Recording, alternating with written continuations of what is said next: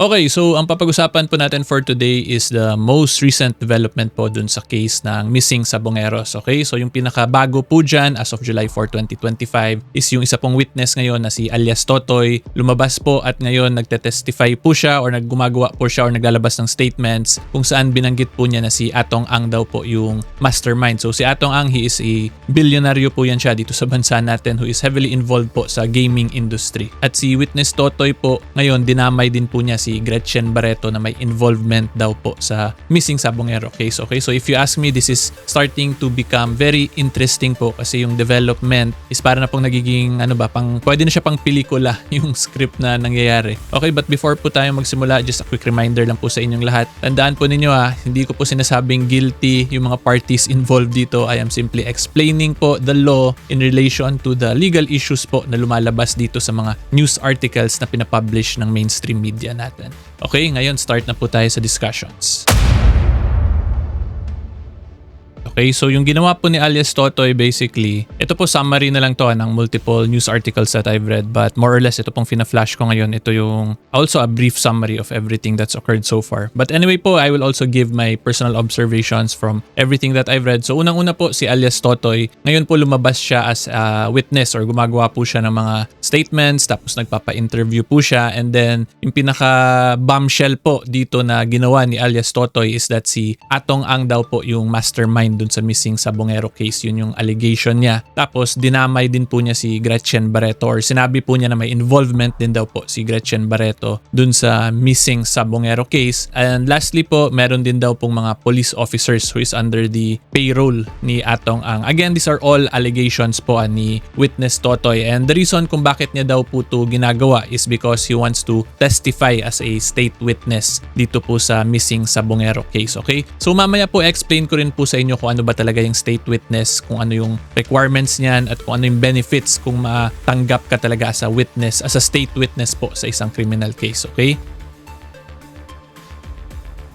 So as to Atong Ang po, yung pinaka-recent na ginawa niya is as of July 3, 2025. Ngayon, nag-file din po siya ng case against dito kay alias Totoy, and there is actually a list of cases dito na final niya. Madami-dami po to eh. So according to Atong Ang, meron daw conspiracy to commit attempted robbery with violence or intimidation of persons against him na ginawa sila alias Totoy, and grave threats, grave coercion, grave slander, incriminating innocent persons. But in summary po, ang pagkaintindi ko dito sa press conference na ginawa nila Atong Ang together with his lawyers is that nag-try daw mag-extortion dito si alias Totoy sa kanila. Okay, so yun yung naging counter ni Atong Ang after maglabas po ng statement or mga interviews yung si alias Totoy. And then as for Gretchen Barreto naman po, nag-release na din po si Gretchen Barreto ng statement that wherein in summary po, she basically just denied yung involvement niya sa missing Sabungero case. In other words, wala daw pong kinalaman si Gretchen Barreto. As per Gretchen Barreto, yun yung pinaka most recent statement niya. Okay? And then, ang sa DOJ side naman po, ang ginawa lang ng DOJ currently, Department of Justice nila Secretary Boyeng Rimulya, is in-include po sila Atong Ang and si Gretchen Barreto as suspects in the missing Sabungero case. When you say suspects po, hindi po ibig sabihin niya na meron na talagang case filed. Okay? In short, pag suspect ka pa lang po, pinapaghinalaan ka pa lang po na you are involved in a certain crime. In other words po, yung pinaka-point ko is for case build-up pa lang po talaga yung kaso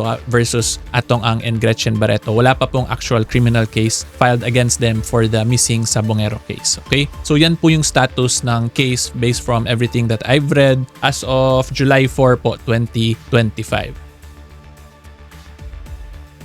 So bago po ako mag-explain, klaruhin ko po muna yung mga terminologies na gagawin natin for the video. Okay? So when I say the crime or the word papaya, yan po yung action na pag-unalive po ng isang tao. Okay? Hindi ko lang sasabihin yung actual word kasi baka po ma-demonetize, ma-censor, or ma-block po ng social media. Meron po kasi akong past video where I said the actual word at yung video ko po na yun is na tanggal sa TikTok at dito sa YouTube na demonetize. So to avoid that issue, we will just use the term papaya. Okay? So when I say papaya, that means unaliving someone. So hopefully, klaro po yan ha. Ngayon, unang-una po, itong nangyayari na talaga dito based on everything na lumabas dun sa statements ni alias Totoy, tapos yung mga counter statements sila Atong Ang, is that unang-una po yung personal observation ko is pwede na siya pang pelikula eventually kung let's say magkaroon talaga to ng full conclusion tong kasong to. So yung first question po natin, ano po ba yung krimen talaga na nakomit dito? So ang tingin ko po dito so far based on everything that I've read, pwede po to siya mag-file or magkaroon ng kaso for the crime of papaya committed via the means of conspiracy po of multiple individuals, 'di ba? Kasi kung titingnan po ninyo si alias Totoy, madami na siyang binanggit. Unang-una sinabi niya si Atong daw yung mastermind, and then ngayon may binanggit din po siyang mga police officers na involved din daw dun sa pagpapaya ng mga missing sabungeros. Therefore, from that, may kita natin na madami pong individuals involved who appears based on what alias Totoy said ay nagkasundo po para gawin at i-commit talaga yung krimen na papaya, okay? Pero konting sidetrack lang po tayo para mas ma-gets nyo talaga yung concept ng conspiracy. If you remember po in my old videos, if you've been following me for a while, specifically yung grave threats case po against Vice President Sara, di ba dun sinabi ko na posibleng walang liability si VP Sara kasi yung diniscuss pa lang or ginamit pang takot ni VP Sara dun is what we call a conspiracy to commit the crime of papaya. Okay, so pag conspiracy pa lang po kasi dito po sa Article 8 natin, wala pa po yung penalty. So you can just read it na lang here. However, dito po sa case nila alias Totoy at nila Atong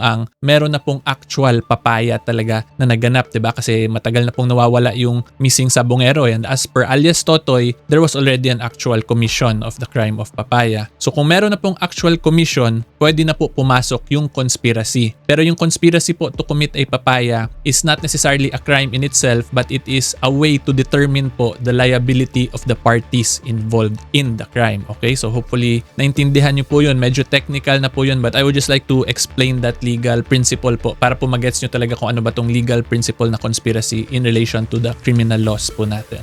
So again, the reason po kung bakit siya nagkaroon ng conspiracy is because based from alias Totoy's statements, madami pong parties involved, 'di ba? Sa kwento pa lang niya si Atong kasama, si GRETCHEN BARRETO kasama, siya kasama, plus yung police officers. So yun pa lang po, it would appear from there na nagkasundo sila, nag-conspire sila to commit crime. So ang next question na lang dito, so ang titingnan po natin dyan ngayon is Article 17, 18, 19. Basically, start po tayo Article 16, 17, 18, and 19 of the Revised Penal Code para po ma-differentiate nyo talaga kung ano yung principal, accomplice, at accessory. Anyway, ito po hindi naman na talaga to super significant to the case, but I think it would be good to discuss this because this is the best example po ng isang kasi papaya committed by means of a conspiracy. Okay? So unang-una po, explain ko muna yung principal. Okay? Yung principal po, ito yung may direct participation or sila po talaga yung author of the crime. So you can be a principal by inducement, meaning in-induce mo po or nutusan mo isang tao gumawa ng krimen, or you can be a principal by direct participation. Okay? Pag direct participation, ikaw mismo yung gumawa po ng krimen, at kung wala ka po doon, hindi po mangyayari yung krimen. Okay? So yan po yung mga principals. And then yung accomplice naman po, itong accomplice, ito yung nature of participation kung saan mas nako-confuse po. Kahit po law students nako-confuse pa rin dito. But the easiest way for me to explain it is that kung yung ginawa mo po sa krimen is hindi talaga essential, meaning kahit wala ka doon, mangyayari pa rin yung krimen, you can be considered as an accomplice at hindi po principal. Okay? So yung best example nito, kung sa scene of the crime, ikaw yung nag-abot ng barrel or ikaw ba yung lookout, tapos hindi ka po involved dun sa planning stage, yan po ngayon more or less magiging accomplice lang po kayo sa isang krimen. Okay? And as to the accessories naman po, Article 19, yung participation nyo is after ng krimen via, yung best example po niyan is kung tinago nyo po yung akusado or sinira nyo po yung evidence. Okay? So ngayon, if we apply it in this situation, ang current facts po natin based on everything lang po na sinabi ni alias Totoy, yung mga missing sabungero daw ngayon nakabaon dun sa Taal Lake, di ba? So ang nangyari dyan ngayon, kung sino yung nag-actual papaya at nagplano ng papaya sa sabungero, yun sila yung principals, okay? And then yung mga nagbantay lang or nagbigay ng weapons dun sa principal, yun sila yung pwedeng maging mga accomplice, okay? At yung kung sino man yung naglibing ng bangkay dun sa Taal Lake, yun naman sila ang pwede maging accessory, okay? So kung makita po ninyo, pasok po talaga tong mga legal principles na dinidiscuss natin considering the magnitude po of this crime or of this situation that we are discussing, okay? So kung makita po ninyo, ito pong kaso talaga na to is a very great example po or a good example of the crime of papaya committed by means of conspiracy. Okay? Kaya sa tingin ko talaga magiging pelikula po to if there will be a full conclusion po eventually. But anyway, ngayon punta na po tayo sa next question natin.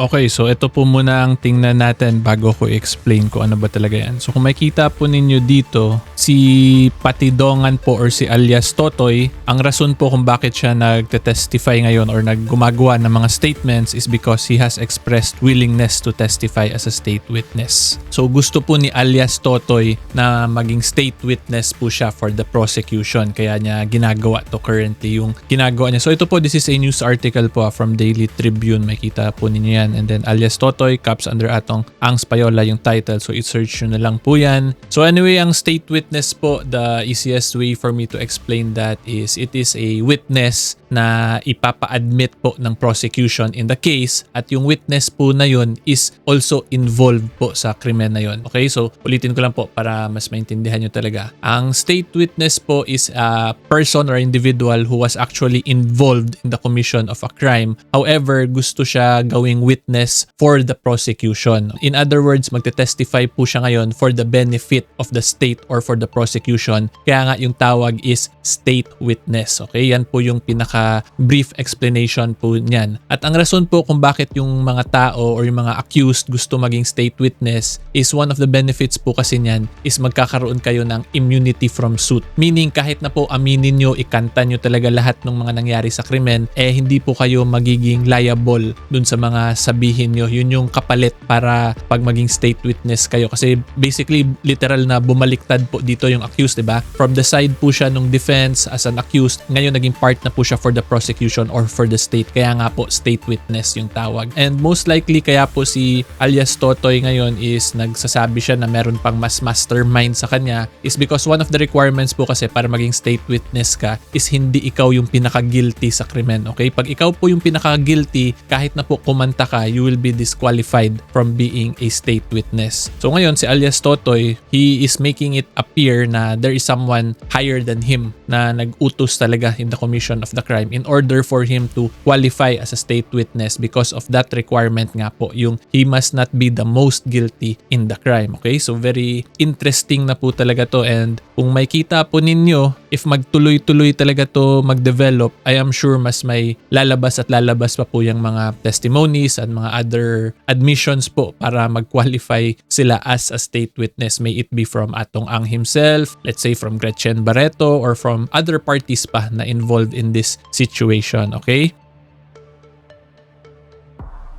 This is going to be a very interesting case po talaga kasi sa criminal law system po natin, madami po tong legal principles na matatouch on. Kaya madami po tayong matututunan as tayo po, as ako, as a law practitioner, kayo po as the public na interested sa mga legal discussions, and of course for law students also. Okay? Pero anyway, again, I am not saying or stating na Atong Gretchen Barreto, and all other individuals are actually guilty or they are involved in the crime. But since this is already a matter of public information, di ba? Nilabas na to lahat sa public ng mainstream media. So may idea na po tayo sa mga possible factual developments. So I'm just explaining po the legal issues in relation to those factual statements made already or published by the mainstream media. Okay, so hopefully klaro po yun na. And sa next video po natin, more or less po, I will be explaining yung most recent decision sa case ni FPRRD sa ICC, yung na-deny po yung request na mapa-disqualify yung dalawang judges. Unless na lang po may lumabas na mas interesting na balita. So anyway, if you like more legal videos po, as usual, may lalabas yan dito na i-recommend po ni YouTube algorithm sa inyo. And if you enjoy this video and if you like to be notified of my videos, ang gagawin lang po ninyo is mag-subscribe kung nasa YouTube kayo or mag-follow naman po kung nasa Facebook or TikTok kayo. Okay? So until next time, see you all po. Bye-bye!